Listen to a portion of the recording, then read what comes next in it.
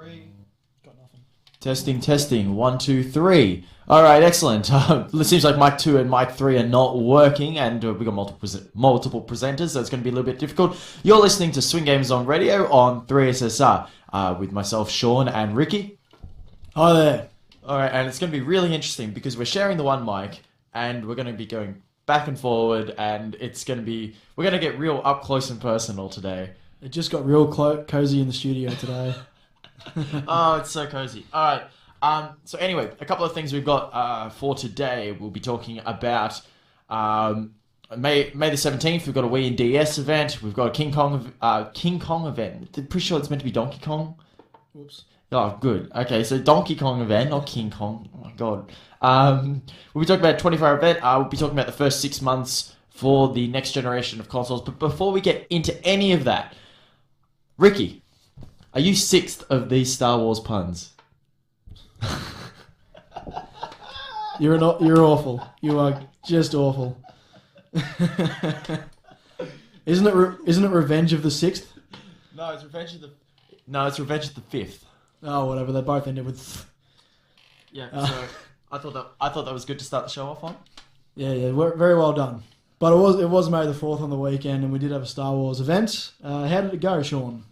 It went well. We had about 15, 20 people. We had a tournament of about 4 or 5 different Star Wars games. So we had Rogue Leader on the Rogue Squadron. It was on the 64. We had Rogue Leader, which was Rogue Squadron 2 on the GameCube. We even had Kinect Star Wars as one of them. How'd that go down? Everybody jumped into it. Everybody got down except for Freddy, who has a bung leg. But that's okay. We also had... I'm trying to think. Lego Star Wars. We had a playthrough of that. And we also had one other game. I'm trying to think of it. It's not... Oh, Battlefront 2. We had Battlefront 2. So the idea was... Yeah, we're sharing the mic. We're sharing the mic. And he's like, let me talk. It's like, oh, wait. All right, so you had to... We pretty much based everything around the Death Star and the original trilogy. So in Rogue Squadron 1, you are blowing up the Death Star. In Rogue Squadron 2, you're blowing up the Death Star. In Lego Star Wars, you are on the Death Star level blowing up the Death Star. And in Battlefront 2, you have a space battle outside Yavin, which is the moons and all that sort of stuff. And then you have a fight on the Death Star.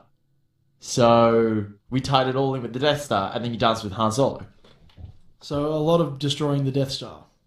Yeah, pretty much. That sounds fun. I wish I could have made it. This is going to be really awkward to me, because we've got the one mic, and we're having to, because it's a directional mic, and we're going to have to aim it towards ourselves when we speak. We're going to say things, and you guys aren't going to hear it, but we are, and yeah, this is going to be a really interesting show. Anyway, so the event went well. It was all good. Lachlan ran that from our committee, and everybody had a good time. Everybody's looking forward to the next event, and the next event is on May 17th and is a Wii and DS event because the Nintendo Network is shutting down on the 20th. So we're getting in early, getting in Mario Kart Wii and Super Smash Bros. Brawl online, hopefully. So that's what we're aiming for. And that's in a fortnight. So this weekend we won't be having an event, but we are doing something which we'll discuss a little bit later in the show. Now, Ricki, you've got something that you want to talk about, don't you? Yeah. Okay. All right. There's a lot. Okay, there's a lot. So, we're going to go through... Okay, do you want to introduce this topic? Because it's really hard with the one mic. Oh, Jesus. Is it that one there? Yeah. Okay, this is just ridiculous. And the problem is, I guess everyone's been in here like messing around, so now like the mic stand isn't as stiff as it should be. Stable. Yeah, stable as it should be. Don't use the word stiff. Sorry, I'm not going to use the word stiff, but it's sort of, it's all wobbly and that. Anyway, I think what Sean was pointing to was we're sort of getting to a bit of a, I don't know. Well, it's already May, which is crazy. The year's just gone by without even sort of noticing it. But there's still a lot to come in the way of gaming for the rest of the year. And there's still a lot of AAA titles to be announced and released and heading towards the end of the year, and we just got new Call of Duty just dropped last week. Yay, I guess. Well, they made it Advanced Warfare instead of Modern Warfare, so it's totally different. But I'm interested because is it going to be a follow-up of Ghosts, or is it going to be a standalone, or is it just money making? A lot of people have been saying that it's there for the money. I think it was Call.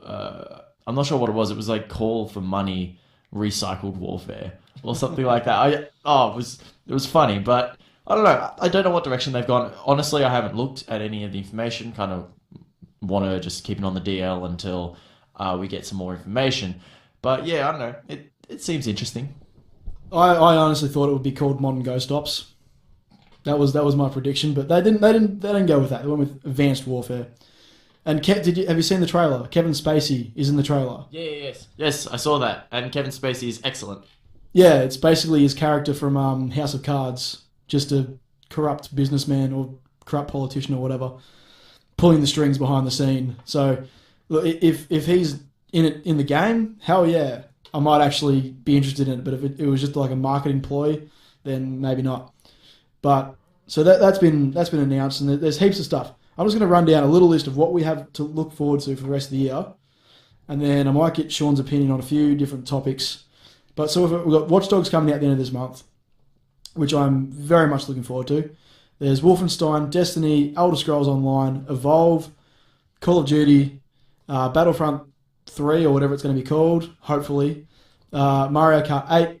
There's a Halo title apparently. Not too sure on that one yet.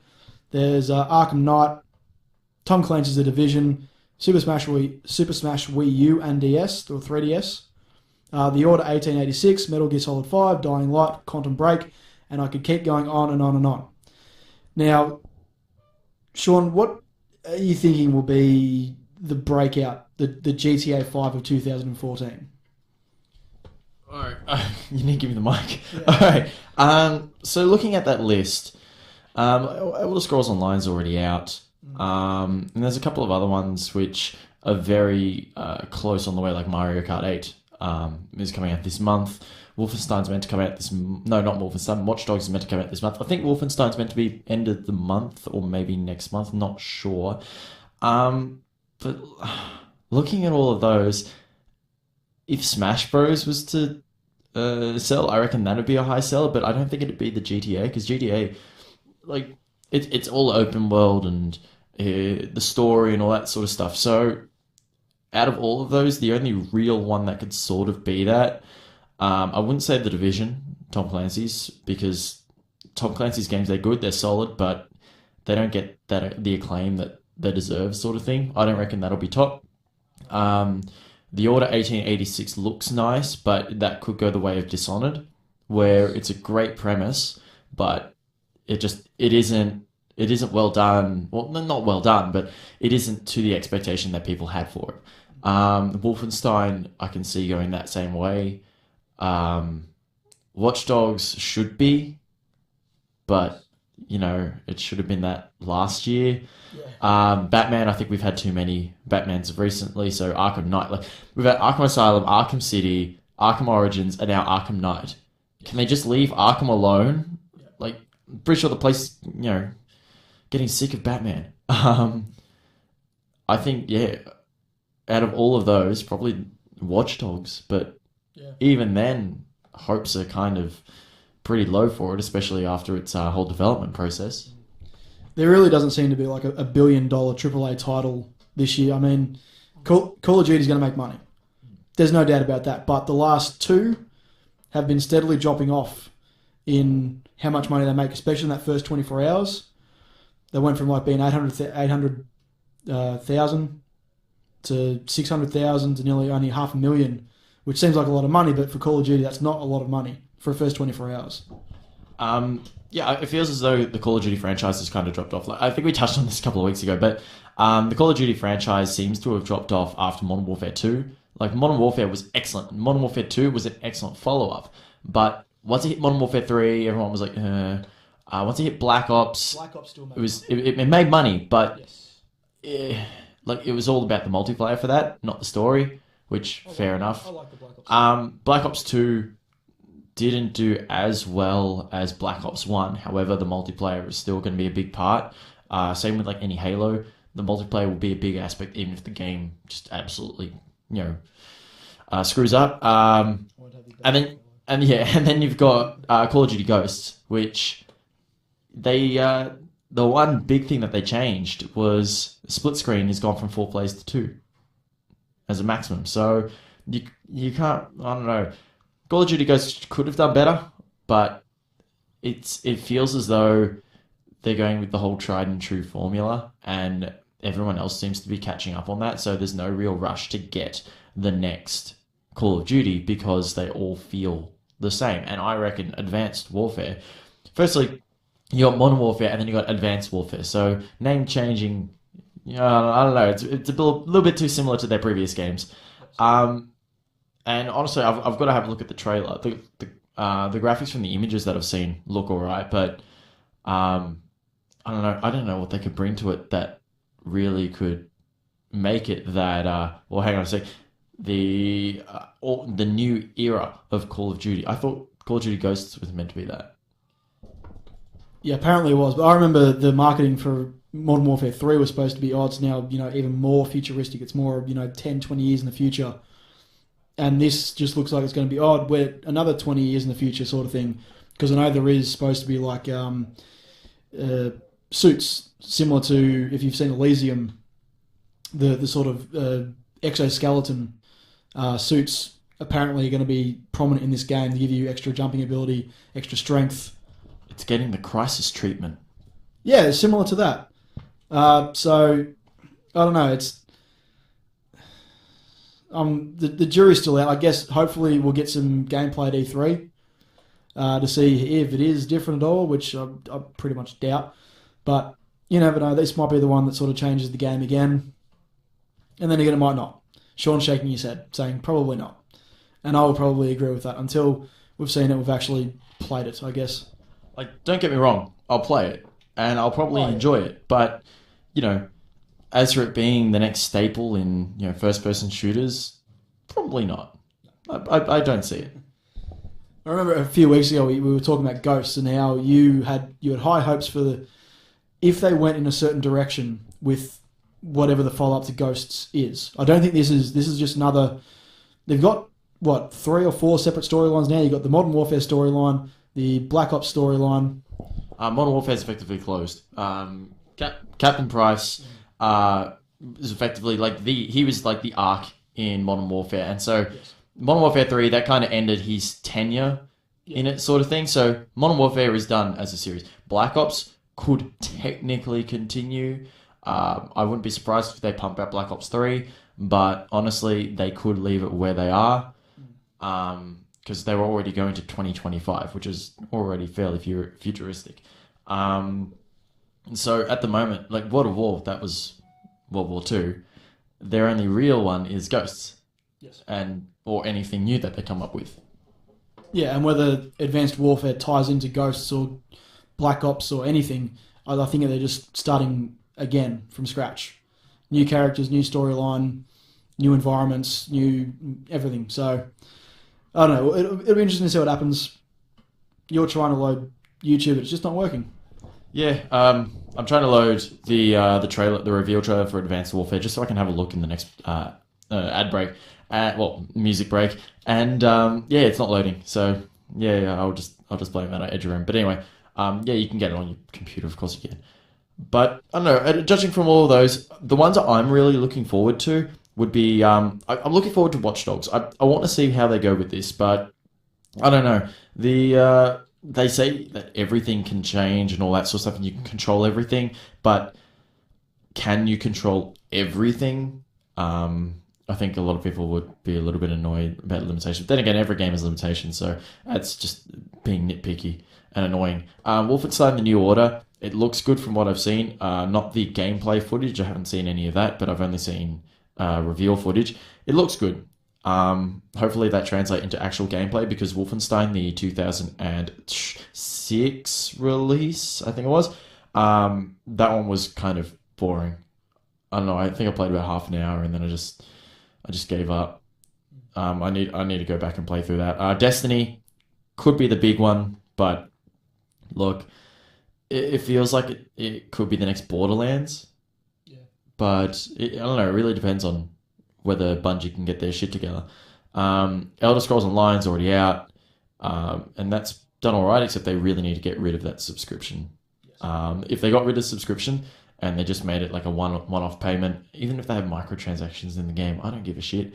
That would allow more people to get to play it. Like that's one of the reasons stopping me from playing it. I played the beta. I thought it was great, but it's not going to make me buy the game if I have to pay $30 a month or something like that. Evolve, I don't know much about. Battlefront 3 or the new Battlefront game, whatever it is, it's using Frostbite engine. It should be good. Everyone will buy it. I think you'd probably want to go PC Master Race, but look, if it's on next gen consoles, it could be something to get them over the line. You know what? If someone was smart, if either Sony or Microsoft was smart, they'd try and get exclusive rights. Yeah. Even though it'd be an Origin, it's not going to happen. Yes, I could. It'll be on Origin. I don't know. It might be a smart thing to get something like that and have it as an exclusive, because think about it. If the PlayStation 4 pulled Battlefront as an exclusive, how many people do you reckon will go out and buy a PS4 just to play Battlefront? All of them. All right. It would make me change my pre-order from an Xbox One to a PS4 like that. I would do it for Battlefront. It would be, no question about it. That's a big call. Yeah. All right, Mario Kart 8 is solid Mario Kart. So if you got a Wii U like me, you'll have fun. Otherwise, if you don't, prepare to make friends with people who own Wii U's. Get your hand off my shoulder. The new Halo game. Look, let's not expect anything this year. If we do, great. If we don't, whatever. I'd say next year probably. But hey, the Xbox One needs it as soon as possible. They need it this year. It might not happen, but yeah. It's only May. Batman Arkham Knight. I don't know. Yeah, as long as it plays as the others, it'll be fine. Like it'll be solid, but yeah, you can drive now. Yes, you can. You can summon the Batmobile whenever you want, and then drive it around Arkham City, and then jump out of it, and it'll drive away itself, and then you can summon it again to come back. It sounds like it's still going to be in the same environment as Arkham City and Arkham Origins, which means that they're overusing the same level and they're just adding DLC. And you can just travel around quicker. Basically, is the addition of the car. I don't know if it's got weapons or anything else other than the travel ability. It should have weapons, but anyway. So Arkham Knight, a little bit iffy. The Division, I don't know much about that. Do you know anything about Division? I saw the gameplay demo. It looked very, very pretty. That was about it. It didn't sort of wow me with any technical aspects. It didn't give me anything else that other games are lacking, I guess. But it looked really nice. It's sort of going to focus on the next gen's capabilities, having more enemies on the map, much more expansive environments, and that looked to be about it. It just looks really pretty. So I guess hopefully there'll be a bit more information before it's released. All right. Stupid mic. All right. Smash Bros. Wii U. That's going to sell. That will sell Wii U's. Yes. That will probably be Nintendo's biggest game this year, unless they pull another Animal Crossing out of their ass, or they just bring out the new Zelda, which isn't Skyward Sword, but more along the lines of like Twilight Princess. I reckon that would be a seller. Anyway. So yeah, Smash Bros. Wii U, look for that. If you enjoy that sort of stuff. The Order 1886, as I said, it sounds like the next Dishonored. It's a really interesting really interesting game idea. Whether or not they can actually take that in and make a solid game from it, that's another story. Metal Gear Solid 5, people will buy that. So that expect to see that in the best-selling list for PlayStation 4 games. Dying Light. Which one's that one? I believe it's the one where you walk around with a flash or your flashlight on your mobile phone, You don't really have that much of a weapon. I'm pretty sure it's a survival game, and yeah, you have basically all that you have on you to survive. So it sounds like a more like almost realistic version of Amnesia. Yes. Yeah, similar to that, and like in the same vein as Silent Hill, where you're not necessarily walking around with a gun the entire time. It's more just what you have on you. Yeah. All right, and Quantum Break. That looks nice. What? Yeah, it does. It looks crazy. Like I can't even tell what sort of game it's going to be just looking at the trailer. It just seems all over the place. But it does look. It looks like it's got a cool premise, and yeah. But so, look, going down the list for myself. Yeah, Watch Dogs. Hell yeah, looking forward to it. Wolfenstein: The New Order does look very good. Destiny. I think that if we get some more gameplay come E3, and they focus on the multiplayer aspect and showcase its full capabilities, then I think it will be up the top, but probably top 5 this year in all-time sellers. Evolve, I have seen gameplay of. It looks very, very cool. They even had commentators commentating it, so I think it probably won't take off as big as something like League of Legends or Dota 2, but the competitive aspect of it does look pretty cool. So I expect to actually do pretty well once people sort of see how the game works and get familiar with the characters. You got 4 characters, and then your big enemy. It's basically like fighting a tank because it's the same blokes that did Left 4 Dead.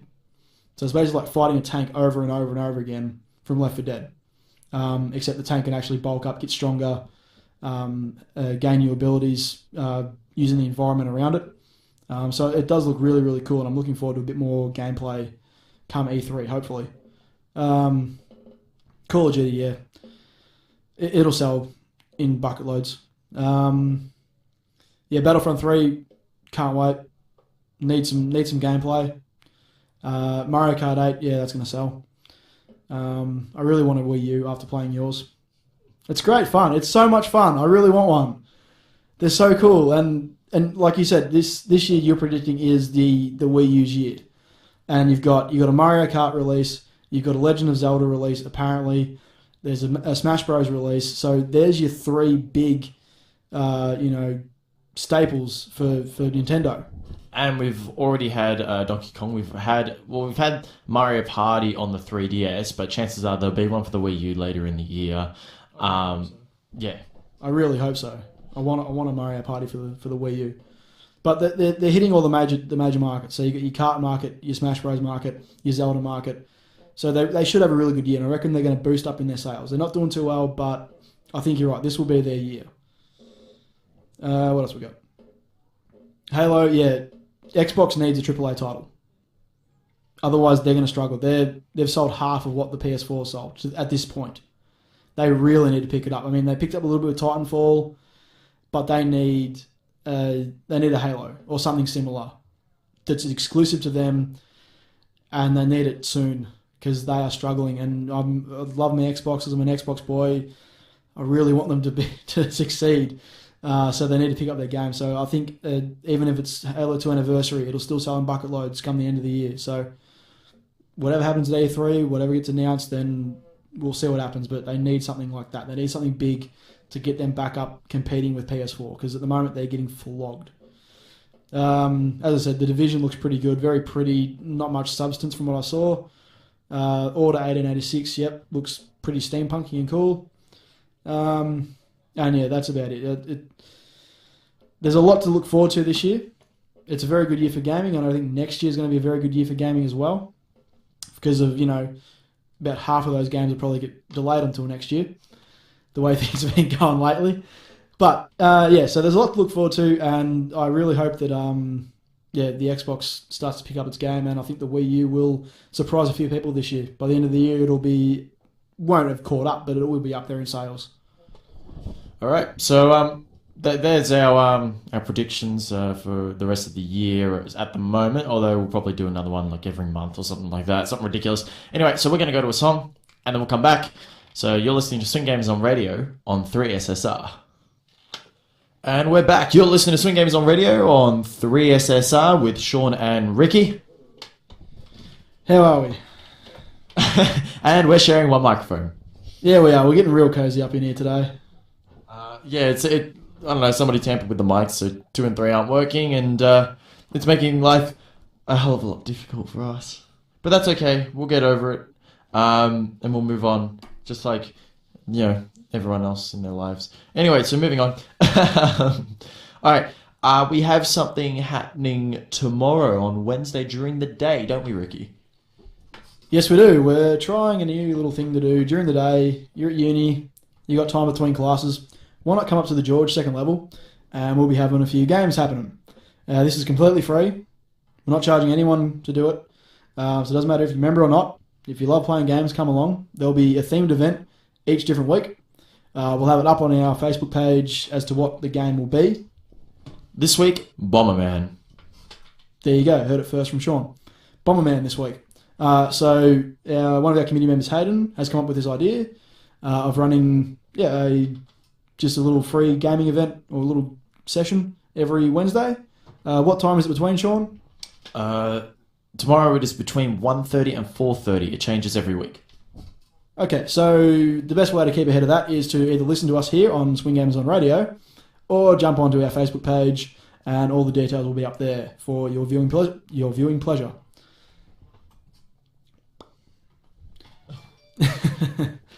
So what else we got, Sean? Oh, Jesus. All right. So next up, we've also got a Donkey Kong event, and that's on the 22nd of May, and that's run by a couple of our community members. That'll be on a Thursday night. So that's in not a fortnight, that's in 3 weeks. So we've got plenty of time for that. And also at the end of the month, we may be having a 24-hour event. So hopefully we get some interest in that, and that will go ahead. But anyway, what is the fastest time that you have beaten the original Halo? I have no idea. I never timed myself, but look, I've probably gotten through it maybe 4 hours of solid, just sitting down and playing the game. Most of my first runs were done over, a week or so, because, my parents didn't like me playing it too much. But, once that sort of stopped, it was, I'd sit down and play. Maybe, 4 or 5 hours, I'd get through the game without an issue. So you have a world record here. Yes, the world record has just been beaten in the last couple of days. And now the world record for speed run for the original Halo is 1 hour and 38 minutes. And that's everything. Everything. So that's no taking advantage of glitches. That's just running through it as quickly as Spartanly possible. That's pretty incredible. Because I've seen speed runs of, say, Halo 2, and they take advantage of the sword and rocket launcher glitch, which does shoot you across the map. Most Halo players will know that glitch from Halo 2. So we watched that one not a few weeks ago, sorry, and they got through it in an hour and a bit. Halo 2 smashed the entire game in no time at all. But for doing a glitchless run of Halo 1 in 1 hour and 38 minutes, that is incredible. I'm going to have to go watch that tonight. It's on YouTube, yeah? Yeah, it's on YouTube. What we'll do is we'll be posting a link in the next break for everyone else to have a look at it. But he talks a little bit about it. There's some sections where you have to kill all the enemies, for example, to get through. So he always manages to kill them before, some of them actually land on the ground, in the early levels. So they leave 3 or 4 plasma grenades. So you've pretty much got an endless supply of plasma grenades if you need them. But he uses the pistol and the what is it? I'm trying to think. The elite pistol. What's it called? Plasma pistol. That's it. I was trying not to say plasma pistol because I didn't think that was right. But yeah, he uses the plasma pistol and the magnum combo. Very good combo. So that's pretty cool. I'll definitely have to check that out. And we'll chuck it up on our Facebook page for you all to check out. But yeah, that's extremely impressive. I would guess one of the hardest bits would be the library, because those doors don't open until you kill every single infested or flood infested enemy. And that is a pain in the ass. Do you know what difficulty he beat it at? No, but I have a feeling it was legendary. That is very impressive. Because that level that was probably the low point of Halo for me. And I love that game. I think it's fantastic. It's the reason I'm an Xbox guy. But that level, just having to just go through all the flood over and over again, and the minute you run out of bloody shotgun ammo, you're screwed. Was probably the least fun part of the game. So trying to smash through that as quickly as possible, good on him. That's all I can say. That's a fair old effort.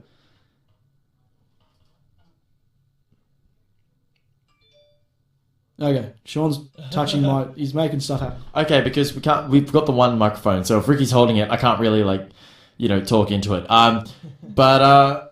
Okay, the next gen console, so the Xbox One and the PS4, how do you reckon they fared in their first 6 months? Like, it's been 6 months, they both came out start of November, roughly around that time.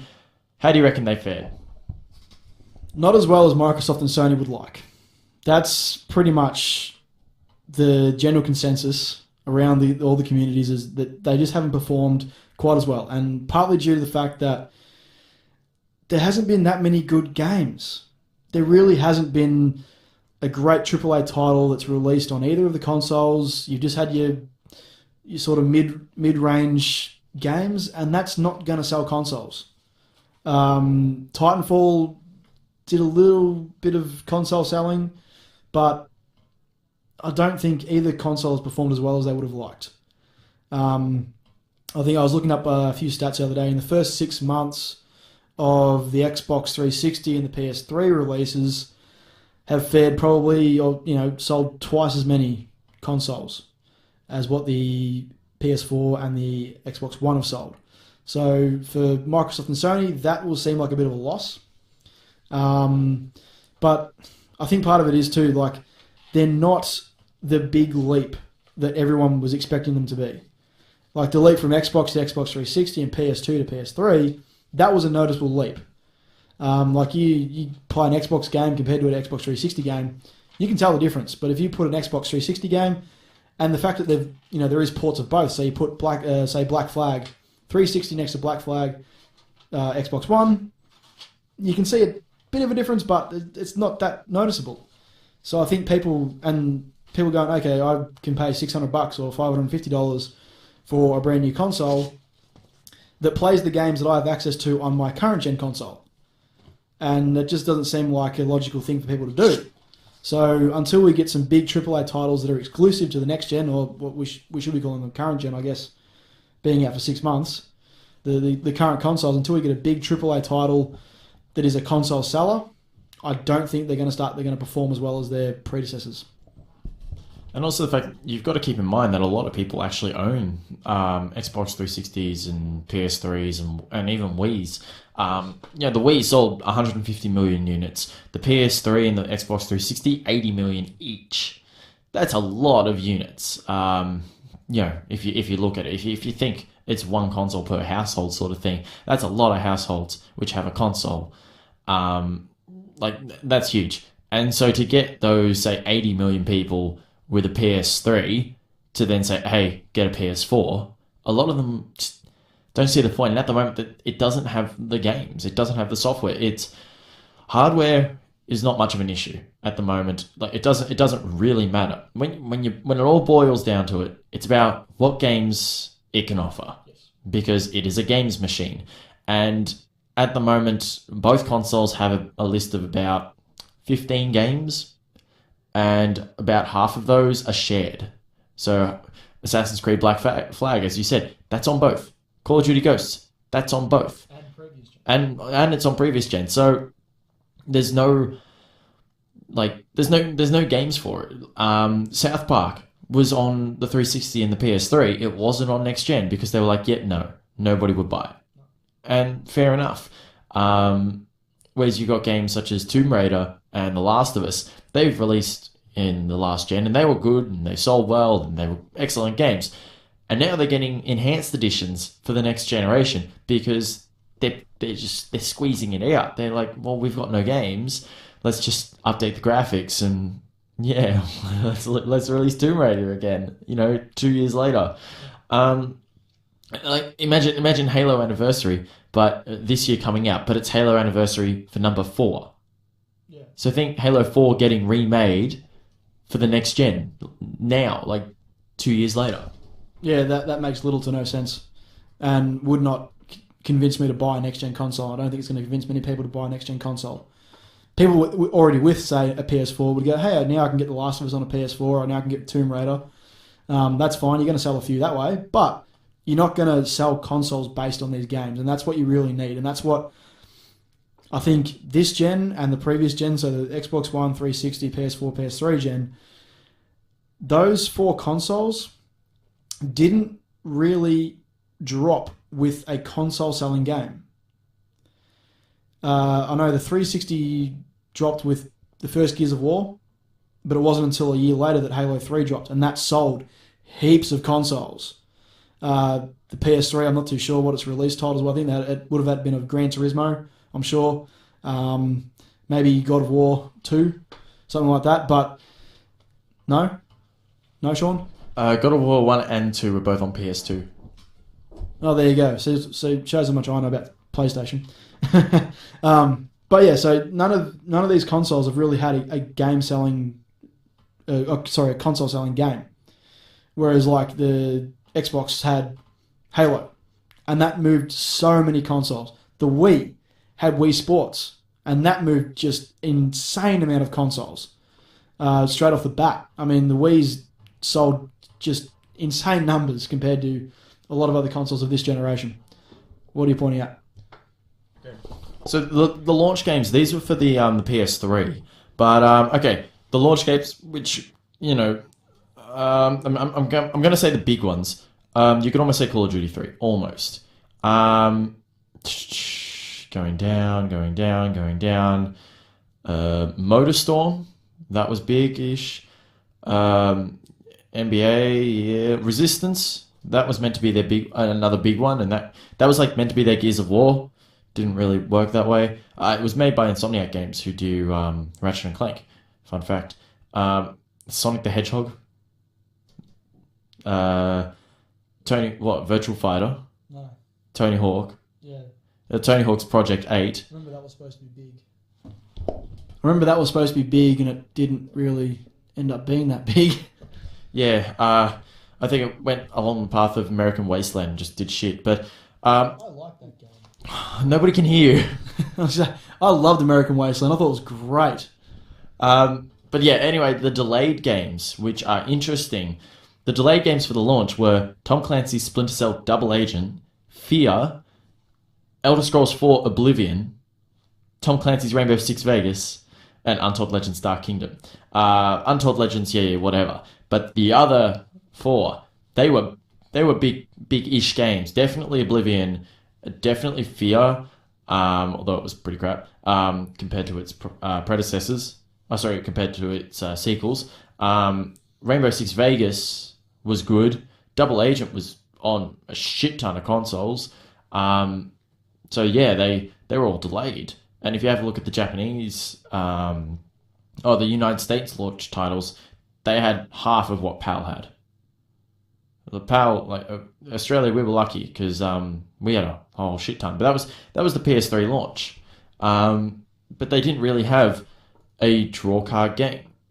And I'm just looking up the 360 launch titles because Ricki doesn't want to talk right now. So, all right, yay, internets.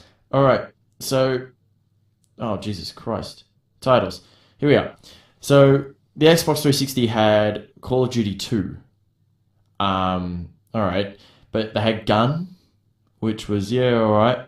Cameo, Elements of Power, that was meant to be a draw card. Perfect Dark Zero, that was meant to be a draw card. Project Gotham Racing 3, Quake 4, they had Tony Hawk's American Wasteland. And it's funny because Xbox 360 had Ridge Racer 6 and Call of Duty 2, whereas the PlayStation 3, when it launched, had Ridge Racer 7 and Call of Duty 3. Yeah, well, the Xbox 360 came out a full couple of years before the PS3. From memory. You need to talk. It's radio. Okay, so the most successful first-party title for the 360 was Perfect Dark Zero. Now, Perfect Dark Zero, I own the game, and it's not that good. It was I wouldn't say a mistake, but it just could have been done a hell of a lot better. I'm trying to look for PS3. Okay, no, that's bundled. I want to know their best sold game. Yeah, it doesn't have it. That's how much. Yeah, but anyway, yeah, the PS3 kind of screwed up their launch because they didn't have the titles. They didn't have the games. Xbox 360 had more of the games, I suppose. But then again, the draw card between the two was Xbox 360 could play Xbox games. PS3 could play PS2 games. That was one of the draw cards. And the PS3, even though it only released, 10, 12 games launch, it still had that library of, a million PS2 games. So they had plenty of stuff backing it up. Whereas with the Xbox One and the PS4, they don't. The only way to play those older games is to purchase them on the online store if they're available. And so you could potentially be paying for the same game twice, just so you could play it on an updated console. So what's the point of that? Wouldn't you just play it on the original console that it was on? So that's where I think the Xbox One and the PS4 have kind of really fell. Like, if they had backwards compatibility, a lot of people would upgrade. A lot of people would say, oh, well, my 360, yeah, that's great. But if I can play 360 games on the Xbox One and be able to play Xbox One titles, such as, not Titanfall, but like Rise and a couple of others, Dead Rising 3, which could have been that game, then yeah, totally. I would have done it by now. I would have upgraded if it played Xbox 360 games, but it doesn't. So there's no real draw card for me to get one of those consoles. The Wii U could even play Wii games. Now, yeah, the Wii didn't have that many good first-party title. Well, they had first-party title games, and they were good. Everything else was just bucket loads of crap. But you could still play them on the Wii U. You could still play them. So I think that's where the Xbox One and the PS4 have kind of that's where they've dropped. This first 6 months should have been a huge upgrading time, but it's not really upgrading. You're purchasing a brand new system. You're purchasing a brand new catalog. You can't carry over your old catalog, and I think that's probably what's killed it. Eventually, the backwards compatibility will be, sort of explored in full with cloud. I know PlayStation are looking at doing free downloads or through the cloud or whatever it is for all PS1 and PS2 games. And you still have to pay a slight premium for the PS3 games, but not that much. What are you pointing at? The two most popular titles on the PS3 release were MotorStorm and Resistance Fall of Man. There we go. So, not titles that have sort of lasted the test of time, I guess. But yeah, eventually, I think Sony is leading the race with backwards compatibility eventually. They will be releasing all of the previous PS1 and PS2 titles and PS3 titles with their cloud streaming service, so you will be able to play them whenever you want, as long as you're connected to the internet, of course. I don't know how far Microsoft is behind, but they don't seem to be releasing anything or have told us anything about that. But they may pop up at E3. But yeah, backwards compatibility is a big deal. I don't know anyone that has gone, oh, I'm getting an Xbox One, so I'm going to get rid of my Xbox 360 because it's useless. It's not useless. They're still releasing games, and both Microsoft and Sony have committed to making games for these consoles for the foreseeable future. So what's the point in dropping a perfectly good console that it still has games and a massive library to be released when getting an Xbox One is going to cost you a buttload of money and you get maybe 5 games you want to play at this point? So, and I mean, I'm hanging on to my 360 for as long as I can because I've got heaps of games on there that I love playing. I'm never going to stop playing them pretty much, especially like GTA 5. No, it's not working, Sean. No, he's trying. He's trying the other mics because this is really frustrating because like one of us just sort of has to sit at the side and make sort of face gestures and hand gestures at the other one who's using the microphone. It's quite funny. I like having the power right now, which is good.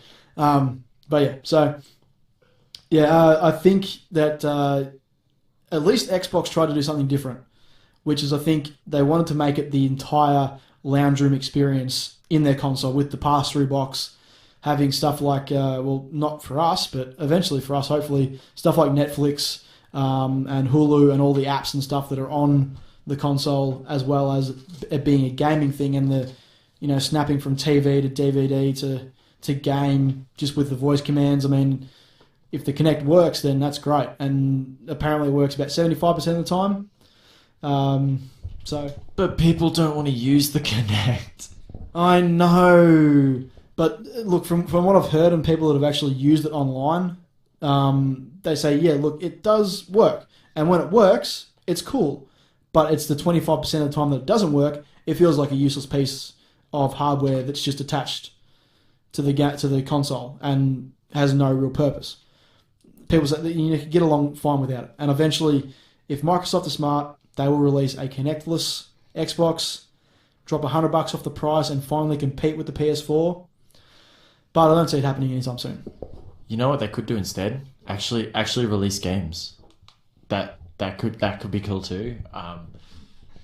They could try that. Yes, Sean. Very, very, very well done. Like, I don't care if the Xbox One comes with the Kinect, because I can just unplug it if I want.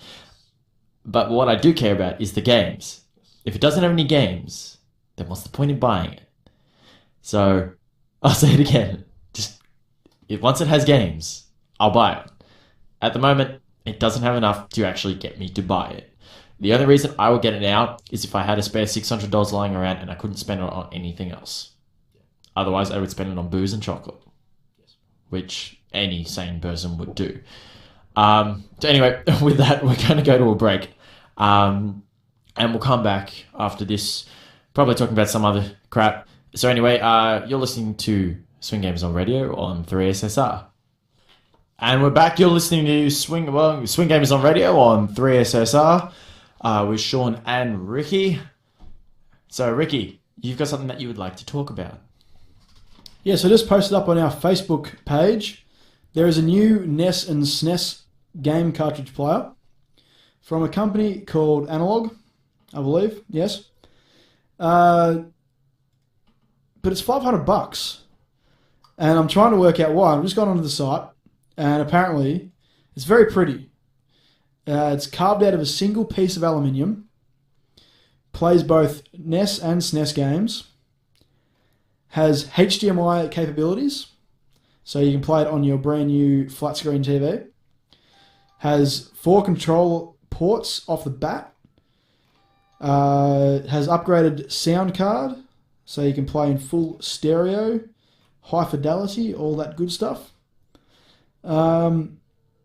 It looks bloody gorgeous, actually. I would love to get one, but I don't have a spare $500. I don't think many people out there do for just that. Whereas there is an alternative. If you go to, say, sites like ThinkGeek, other sites like that have just a simple NES and SNES player made of plastic, costs you $50, and you can play all your old games. But this is, I guess, for the upper market people that want it to look good as well as perform very well. I must say, go on the Facebook site, check it out. It is very, very pretty. But yeah, $500 just to play your old NES and SNES games. Don't know. What do you reckon, Sean? Yeah, it looks good. I wouldn't buy it myself personally, but it's definitely a nice idea. The price tag is a little bit worrying. $500 to be able to play NES and SNES games. Some NES and SNES games that actually cost that much to actually buy. So I don't know, a little bit iffy about that. But otherwise, yeah, it's a great idea, nice initiative, and we might even see these in stores. Although I highly doubt it. I don't know, just cause. I reckon they'll probably find something else instead. But they come in different colors. $50 each for an extra color. Are you kidding me? Yeah, that sounds about right. So hang on. So it's $500 for the standard unit. No games, no controllers, no cables. So it's $50 for any color other than classic, which is just silver. The HDMI adapter, an extra $50. You can choose your AC adapter, so wherever you live. There's USA, Japan, Europe, UK, or Australia. It's good they do ship to us. Right. Accessories, here we go. OEM NES controller, $50. Refurbished, that's brand spanking. Refurbished, $30. And a refurbished old Famicom controller, $30. Now for your cables, HDMI cable, $20. Component cable, $30. And composite S video cable, $30. And then $30 for all your different RGBs for your different areas. And then extension cables for the Famicom and the NES, $20 a pop. So if you're looking to buy it and then deck it out with everything, it's going to cost you upwards of like $600-700. So that's a lot of money just to play your NES and SNES games when you can go to other sites and buy just regular consoles that play both for like $50-60, and you get all your cables. Or you can brave eBay and try and find one that works on there. But once again, you're looking at maybe $200 for one of them that still works. I myself am looking for a 64 for an affordable price. I'm not coming up with much luck. Although Sean reckons he's got the head on a few that are going to be pretty cheap. So I would like to get one of them again. What are you laughing at? You miss a 64, do you? Yeah, I want one back. I had to sell mine. It made me sad. I'm sure I'll find one that pops up cheap on eBay eventually. Someone who doesn't know how much they're worth these days. Because like $150 at cash converters with a controller, which is just insane. Because Wii's are like $10 at cash converters with 10 controllers and 20 games. Anyway, what are you playing, Sean? He's got his iPad out again. Oh, don't worry, I'm not playing anything. So anyway, by the way, if you could say get a Nintendo 64 cheap, what would be the top 5 games that you would get? Mario Kart, pretty obviously. Super Mario 64. GoldenEye 007. Now here's the hard part.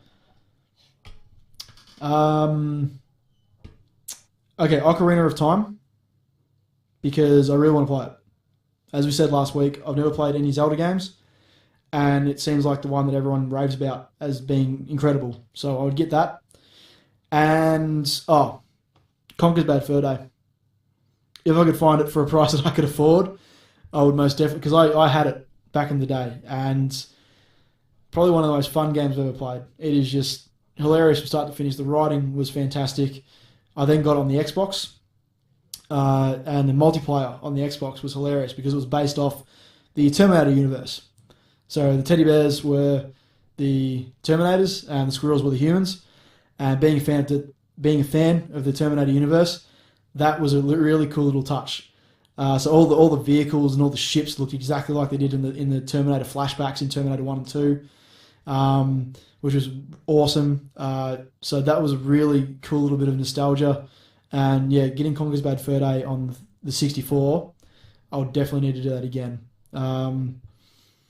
What about you, Sean? Top 5 64 games that you own that you would just play the hell out of constantly? Well, Mario Kart, number 1. You can't go past Mario Kart. It's too much of a classic. It's balanced.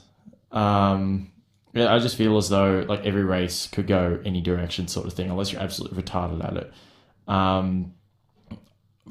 I just made it to the moon. The next game I would put down will probably be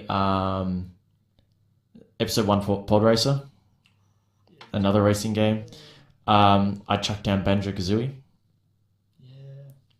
GoldenEye as your resident shooter. Actually, you know what? Chances are I'd be able to borrow GoldenEye of somebody else if I didn't have it. I will go for Jet Force Gemini. Okay. Which, have you ever played it? No. Nobody can hear you. Nobody can hear you. No, I have not played Jet Force Gemini. All right, well, have a look on the computer. Do it right now. Right now. Okay, so it's a third person shooter. You can play as Juno, the boy. And I know there's a girl and a dog, and the dog has a jetpack, and it's pretty cool. But yeah, you land on that's it. You land on like on an alien planet and all that sort of stuff, and I don't know. There's like ant people, and they try and kill you. Go the intro. Go the intro video. Yeah, that's it. We might actually play this because I think it gives voice as well. Hang on a sec. Because a lot of people have seen. Yeah, what? What are you looking at? Yeah, I know that. I'm just waiting to see if the volume works on that because loading and shit. Okay, so can you hear anything? All right, so can't hear anything. We're gonna try and. There we go. All right. So we'll just keep that in the background. Oh yeah. So yeah, the idea is, oh Jesus, these graphics are just wow. Actually, for a 64 game, they're not too bad, don't you think? Yeah, not too bad actually. Still looks cheesy as all hell though. Yeah, looks very interesting. And there's a dog with a jetpack. You're right. Oh, look out! Something's happened. Oh, there's fluffy dice on the rear vision mirror of the spaceship. That's a nice little touch. I like that. Are these the ant people? No, there's the ant people. Now look at what they are. What are they fighting? Look at what the friendlies are. Just have a quick look and see if you can get them. Are they snowmen? Wait. They're sugar cubes, aren't they? No? What are they? They're koalas. Seriously? They don't look any koalas I've ever seen in my life. But alright. Oh, they're running around. This is craziness. Oh, big explosion. The ant people have come to get him.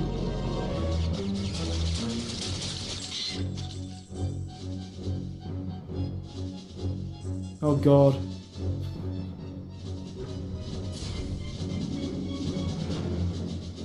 Sort of reminds me of the opening level of Halo. Now they run on treadmills and that's the character select screen. It's very interesting. Oh, drop ships to a mysterious world. This is Halo. Halo has ripped off this game. Yep, hallway. Aliens running out of the hallway at you. Male protagonist.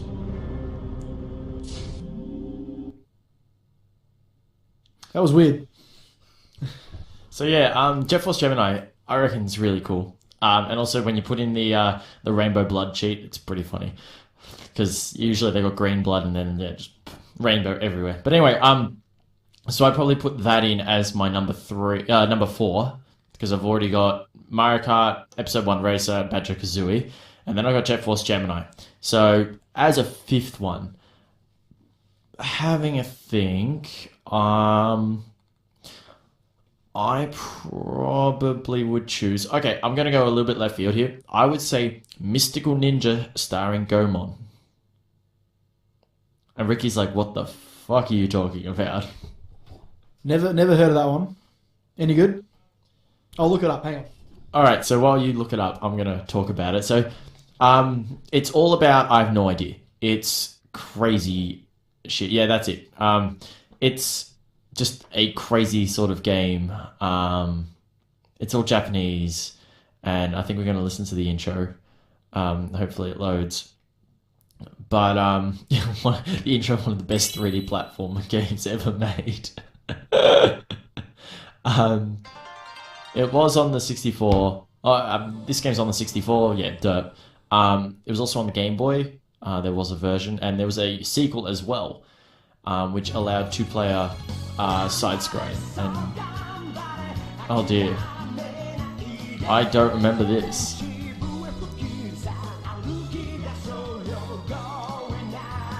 Oh, going now. It's in English. Oh, okay.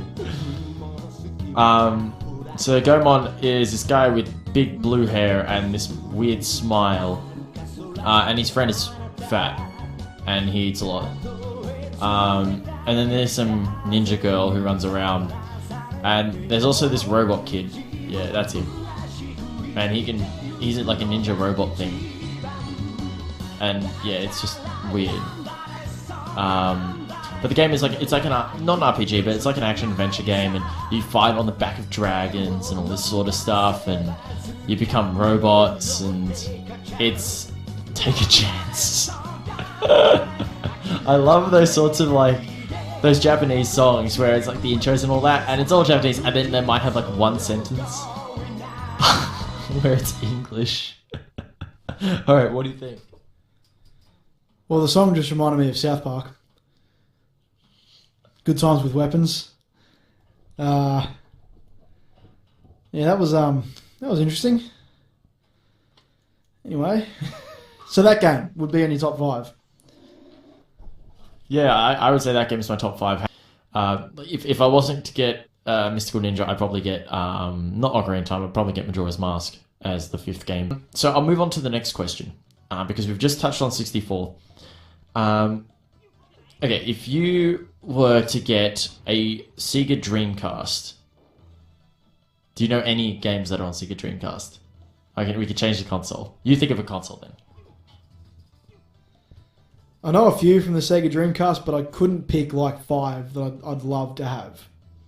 It's not a console that... It was sort of before my time a little bit. Because when I was growing up, it was all about the Super Nintendo for a little bit, and then it was mostly just all about the 64. So I really couldn't pick 5 games that I would love to have on it at all. Sean, Sega Dreamcast. Sega Dreamcast, I'd probably go Sonic Adventure, Jet Set Radio, Crazy Taxi. What else is on the Dreamcast? Pyro Pop Fever. I take the original Soul Calibur. Oh, yeah. There's a lot of Sonic on the Dreamcast. It's about all I really knew from the Dreamcast. For the most part, there's Sonic, and that's really about it. Never a console that I had much exposure to in my younger years, so I never really knew. Yes, I know you have one. Look at him, you're so proud of yourself right now. Oh, look, I've got one. Look at me. Yeah, smug bastard. Look at you. Yeah. What about the Super Nintendo? Could you do 5 from that? I'd probably take Super Mario Kart, Legend of Zelda Link to the Past, Star Wing,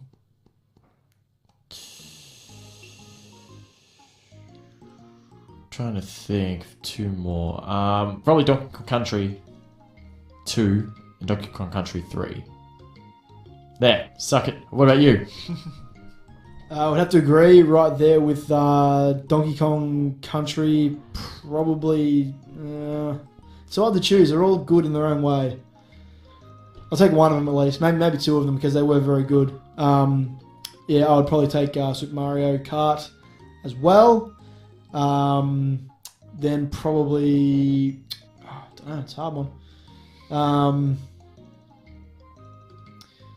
Which Mortal Kombat was on that?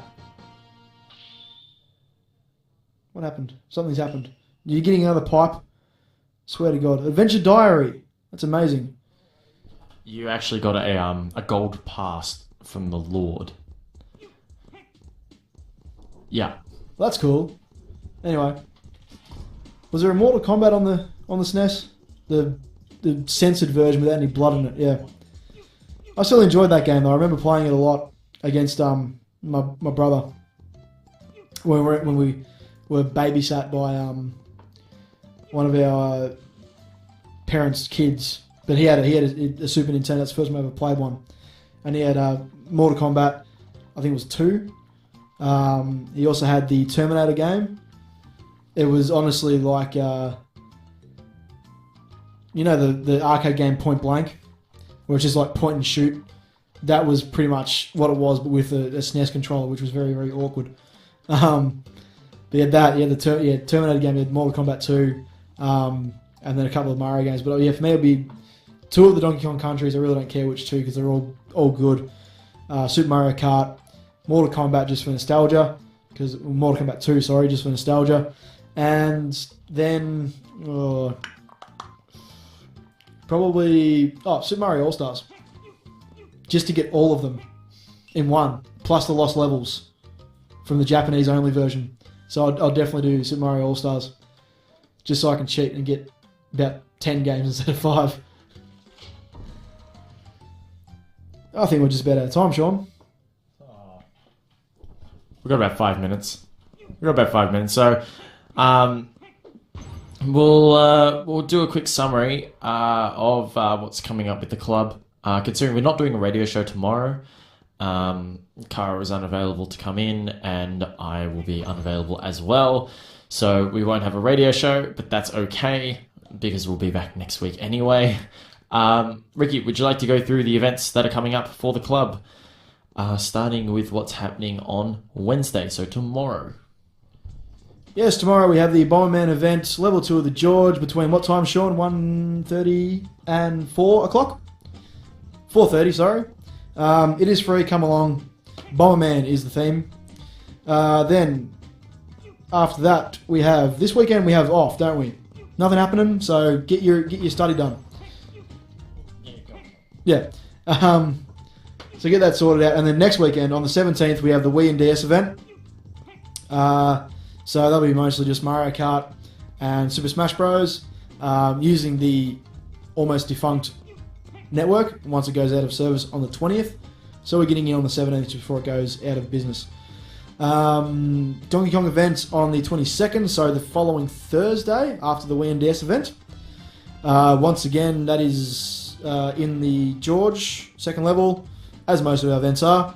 For any more information, jump on SwinGamers Facebook and all the event info will be up there. I believe the Donkey Kong event will be going up soon. Yes? It'll go up when the community member in charge of it sends me the description for it. Of course. And so after that one, May 22nd to May 31st, 24-hour event. That's still in the maybe pile, but it's a 24-hour event. It's after our last week of classes, so I'm pretty sure everyone would like to unwind and come along and do 24 hours of gaming. And hopefully it's going to be a very regimented 24-hour event, as in we'll be having very specific tournaments. We may also, if we're lucky enough, have Mario Kart 8, which is being released very similar to that, or very close to that date. So get along if you want to play a bit of Mario Kart 8. We'll have some tournaments, more information on that coming up in the next few weeks, of course. And then that will pretty much take us through till the end of semester. And we will hopefully be holding a few events during the holidays. If you've got any ideas, let us know. Yep, and one thing that we will be doing this week is later on in the week, we'll be putting up posts on the page. So you're listening to this, you're hearing this first. We'll be doing something called, MMO weeknights or online weeknights. And what it'll be is we'll try and get a gaming community for different online games every night. So for example, all the Dota players will try and get on Thursday nights, or the League players maybe Friday. And we're tossing up which games to add to that list. I think Guild Wars 2 is currently in talks as being one of those. But look, it's up... Shut up, yeah. I don't care about you. So, no, leave it. It's background music. So it depends on what you guys want. If you guys want to play an online game together with other people, that's fine. Let us know, and we'll try and get it sorted. We reckon this would be a really good opportunity to get people together, build guilds. You know, you'll be able to go on raids and all that, but in your own timeline, in your own time frame, instead of like at 4 a.m. because you're playing with Americans.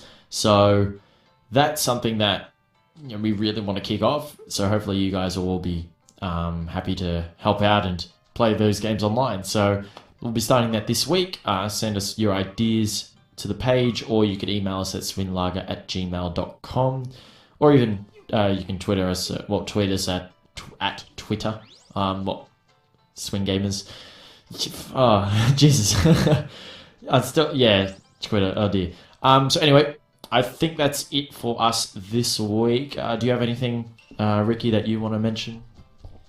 No, I think that's about it. So yeah, with the MMO weeknights, let us know what games you want to play with people from Australia, which should be a change of pace for a few people. But yeah, I would love to get a few people interested in playing Battlefield 4 one night, definitely. But yeah, so what League, Dota, maybe even Lord of the Rings Online. A few people interested in that. So yeah, let us know which multiplayers you play, which ones you would like to play with more people, and we'll hopefully get a few more each weeknight. So I think that's about it. Yep. All right.